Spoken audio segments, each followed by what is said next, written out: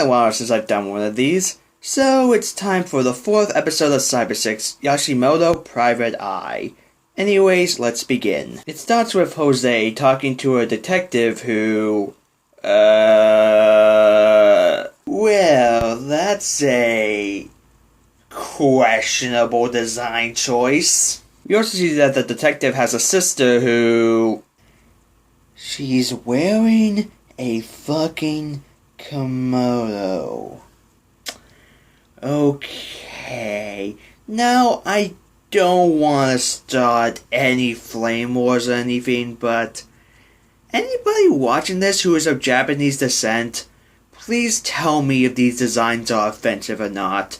I mean, I can clearly see how they are, but well, as you can clearly see, I'm not the best person to judge this.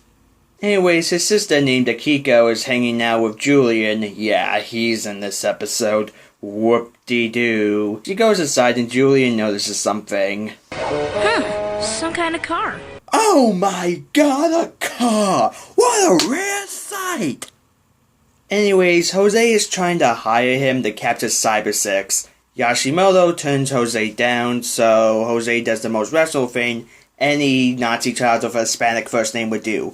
Kidnap his sister and Julian, then use them as blackmail for Yashimoto to find Cybersix within 3 days. He then puts them on what looks like some sort of storage room on a boat. Yashimoto tries to find information on Cybersix, but gets the same results that I did when I tried to find English versions of Cybersix comics. She doesn't exist. At least not here. So he goes around town talking to people in order to see if anyone has seen her, but with no success. I just realized that this episode has been going on for 6 minutes and 25 seconds, yet Cybersix hasn't shown up yet. I wonder how they're going to introduce her in this episode. I haven't seen Julian for a while. Really? That's the first line of the episode? What brought this up? Nothing? Well, that's lazy. Back in the A-plot, Yashimoto sets up cameras and eventually they get a glimpse of her. And he goes to where that camera was, which leads him to Lucas's apartment, where he listens to this Oscar-worthy dialogue. Oh, I'm probably overreacting. Probably. Everything's probably okay. Probably. I'm sorry, I can't help it. Wow, this is probably some of the weakest dialogue that probably came out of this show so far. Though, I think I would probably say that dialogue is probably the weakest thing about this show in general. Probably. Anyway, Cybersix leaves and Yashimoto chases her, but loses her. We cut to Julian and Akiko where Jose checks in on them and... well, if it ain't the twerp. So, what did you call me? You heard me. Listen, you. We want something to eat. And something to sleep on. And shut up! Shut up! I'm the boss here! Yeah, right. Bet you don't even dress yourself. Or brush your own teeth. What?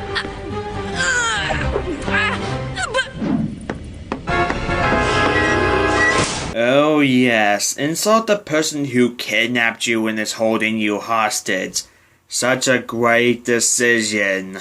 Cut back to Yashimoto, who, after Lucas leaves his apartment, he breaks in and listens to his phone messages, where one was left by Adrian. Yashimoto takes the tape, replacing it, and leaves. Back to the two kidnapped kids, they try to escape through the vent, only to land on Jose. They get recaptured. Yashimoto does something to find that Cybersix and Adrian's voices sync up, and he tries to find information on Adrian, only to find a phone number. But that is somehow enough for him to use to find and track his water bills to help him find his apartment. Yashimoto then gets a call from Jose, who shortens the deadline because of the stunt that they just tried to pull. Yashimoto breaks into Adrian's apartment, and then Adrian comes home in order to see... Welcome home, Cybersix. Well, that is kinda intimidating. But all I can think about is where the fuck did he get a grappling hook staff thing? Yashimoto mentions that he must save Akiko and Julian, then we cut to Jose, where Yashimoto tells him that he has her. The next day, Jose is waiting for Yashimoto and... he doesn't even have his prisoners tied up. This surely isn't going to backfire in any way. Yashimoto drives up with a tied up Cybersix, and Jose goes to get Cybersix. While this happens, Julian distracts one of the fixed ideas with a card trick and they run away, as does Yashimoto, right before Jose sees that the Cybersix is really a dummy.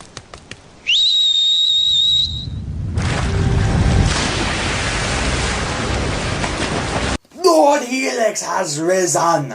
Cybersix then shows up with Data 7, who saves the kids, while Cybersix fights Lord Helix, and Yashimoto confronts Jose, and...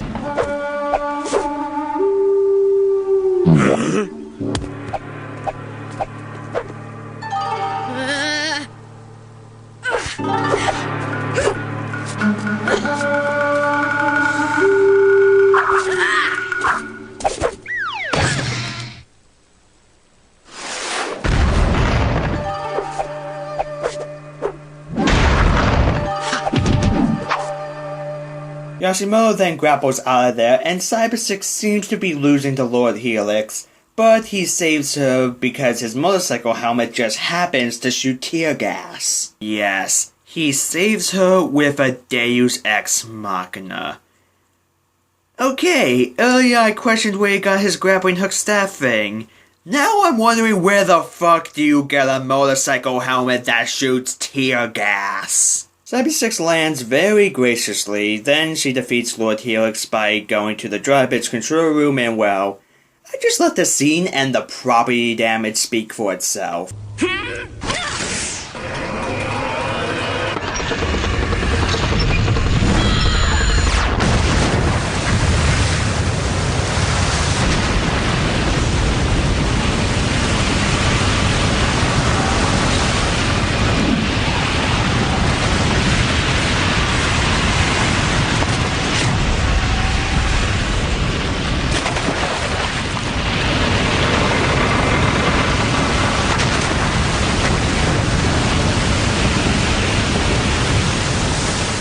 They get on dry land, and Yashimoto thanks Cybersix.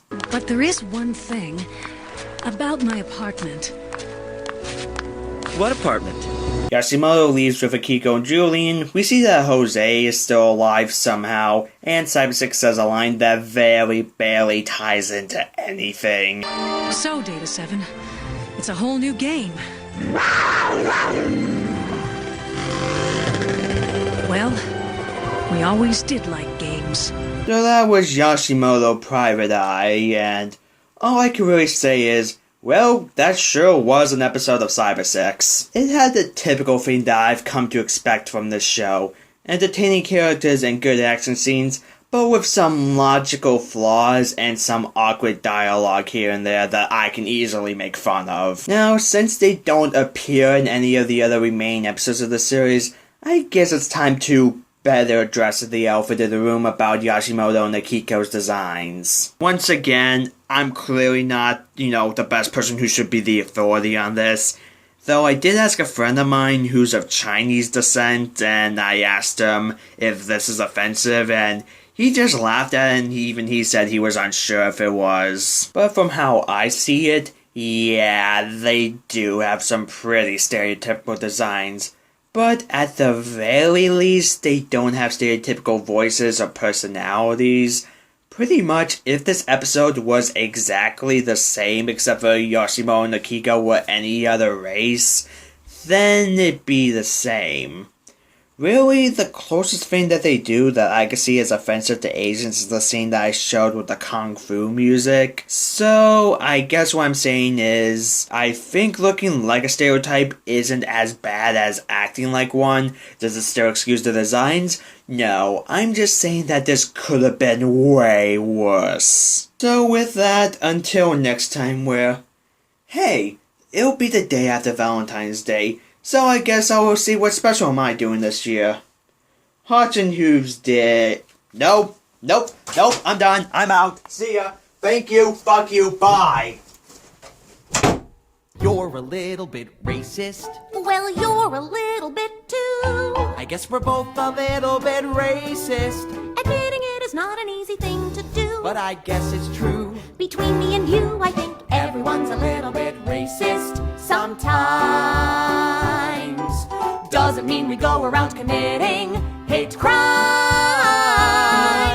Look around. Use the pester ball! Just fuck with them. It shoots tear gas and directly into their eye holes.